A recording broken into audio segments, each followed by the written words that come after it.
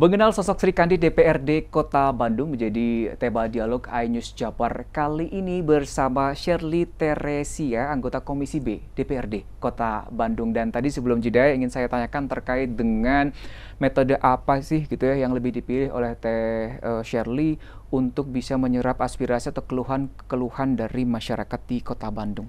Kalau saya pribadi pakai terjun langsung. Jadi memang tidak ada alasan kita untuk tidak dekat dengan masyarakat. Jadi kita harus datang, dengar, lihat. Kadang kita nggak pernah tahu apa yang terjadi sama mereka gitu loh. Jadi benar-benar ya sosial media saya terbuka 24 jam. Nomor saya juga mereka tahu.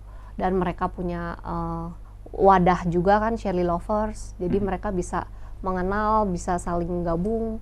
Tambah lagi ya saat ada apa ya saya turun. Minimal setidaknya tim saya turun lah. Kalau memang perlu penanganan lanjut gitu kan, cuman kita turun, kita dengar, ya setidaknya kalaupun memang tidak bisa dilakukan, kita kolaborasi kemana kan kita lebih tahu gitu kan, seperti itu sih. Karena dengan turun tuh benar-benar bisa melihat kondisi realnya ya. Efektif. Lebih efektif, bisa komunikasi dua arah secara langsung, bisa melihat kondisi real di lapangannya seperti apa. Betul, gitu ya. Jadi ya banyak yang contoh ya ada kemarin sarana prasarana sini memang agak sedikit di luar komisi saya, cuman kan namanya aspirasi seperti itu kan. Jadi kalau kita lihat di gambar, oh ini gambar lurus ke sini, ini bisa. Nah ternyata ketika dibikin ini tuh mengganggu warga kali loh. Jadi sebenarnya kalinya nggak boleh segini Bu, ini gini. Tapi kalau kita bicara hitam putih sama kenyataan beda. Itu sebabnya saya merasa lebih efektif jauh terjun langsung. Sejauh ini apa sih permasalahan yang paling sering atau paling banyak dikeluhkan oleh masyarakat Kota Bandung? Kalau UMKM, khusus Komisi B ya, kalau B. UMKM biasalah masalah modal kurang, karena kan daya belinya kurang gitu kan, tambah lagi ya itu kadang memang mereka tidak punya kesabaran untuk berjuang dulu dong, pelan. Memang proses itu nggak gampang, tapi ketika kita bertahan, akhirnya kita dapat jalan gitu kan. Jangan ketika ini buntu udah stop gitu loh, seperti itu. Gitu sih. Jadi utamanya biasanya kalau ngomongin UMKM itu permodalan gitu ya. Betul, bisnis apa sih biasanya yang paling banyak merasa masyarakat tuh lebih menantang gitu sejauh ini, yang banyak tantangan-tantangan masyarakat untuk mengembangkan UMKM? Menantang gimana nih? Bidang bisnis apa? Apakah kuliner kah atau misalkan fashion kah atau apa? Oh kalau Bandung memang yang masih banyak sangat menantang itu adalah fashion dan kuliner, betul. Karena semakin banyak yang buka itu, tentu tantangannya itu makin banyak dong.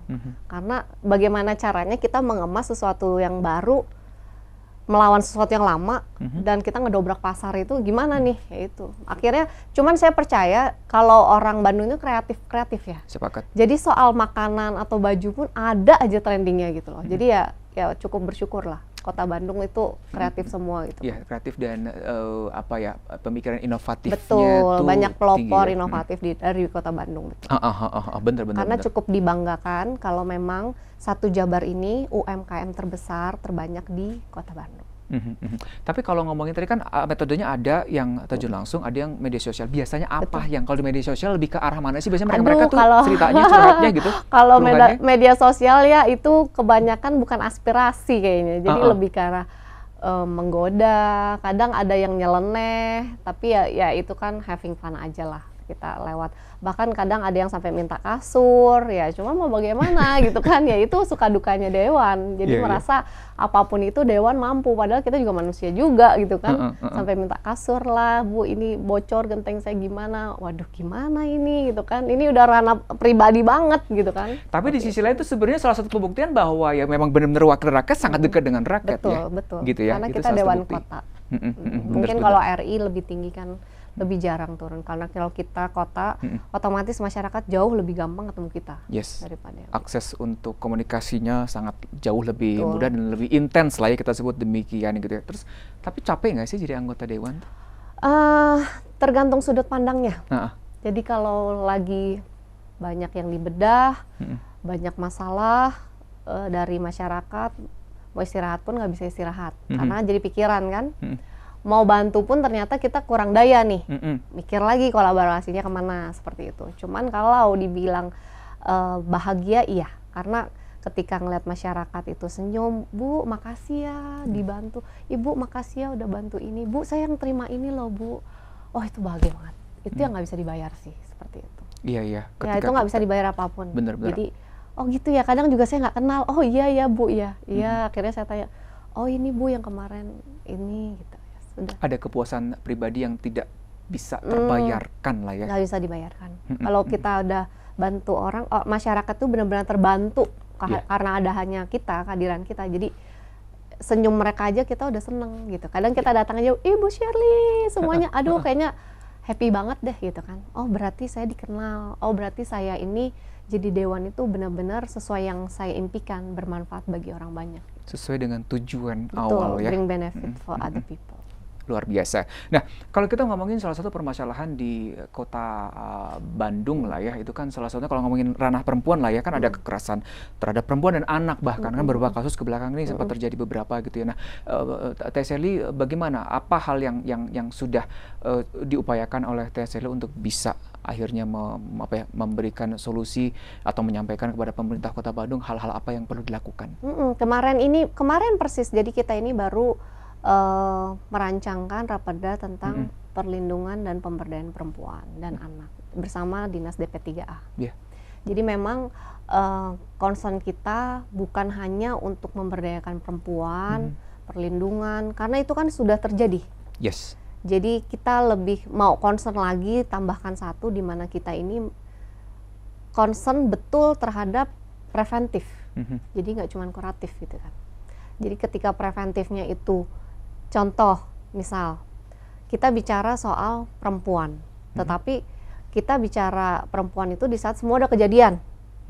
Misalnya karena dia nikah muda, lantas dia jadinya dapat kekerasan, sampai akhirnya jadi perceraian, atau KDRT, seperti itu. Dan ternyata setelah ditarik mundur, wawasan anak perempuan kita ini mesti dibekalin. Nggak hanya perempuan, tapi oke lah kita bicara perempuan. Dari situ baru kita mulai ngebekalin akhlaknya, imannya, ya kan. Jadi dia akan tahu umur berapa sih matangnya saya nih untuk menikah. Jadi bukan bicara soal umur punya standar apa, tapi bagaimana kamu siap. Karena setiap orang kan siapnya beda-beda, ya kan. Ketika dia udah siap, oh saya tuh harus milih suami seperti apa, oh saya mau jalani hidup seperti apa, itu kan otomatis kan ketika menikah udah jauh lebih siap. Ketika dia melahirkan juga tidak terkejut-kejut dengan bayinya, karena anak sekarang begitu hamil bingung dia mau urusinnya gimana, dia shock, baby blues banyak beritanya di mana-mana seperti itu kan, karena kan tidak kesiapan itu. Sedangkan itu tarik ulur dari sekolah itu hanya dibekali maaf kayak pendidikan seksual, tetapi kita tidak pernah mentalitas yang kesana gitu loh, mempersiapkan perempuan menjadi seorang ibu bagaimana, sebagai istri gimana, bapak akan seperti apa, ya kan, itu kan semua menyangkut mentalitas juga, kesiapan. Nah seperti itu, jadi kita akan concern ke sana juga, kita akan kolaborasi. Jadi memang ini hal yang tidak bisa berdiri sendiri, harus kolaborasi dengan dinas kesehatan, dinas pendidikan, seperti itu. Koordinasi ke dinas kesehatan, pendidikan, OPD lah ya di pemerintah Kota Bandung. Ini juga menjadi hal menarik yang kami lihat juga dari sosok Shirley Theresia, turun langsung untuk mengunjungi kantor-kantor OPD di Kota Bandung, benar ya? Betul. Kita akan bahas itu. Kita akan bercerita bagaimana Teh Shirley menemukan apa sih yang melatar belakangnya akhirnya Teh Shirley sebegitu semangat untuk terjun langsung atau melihat langsung kondisi di mereka-mereka yang dilakukan oleh OPD-OPD di pemerintah Kota Bandung. Seusai jeda, pemirsa tetaplah bersama iNews Jabar.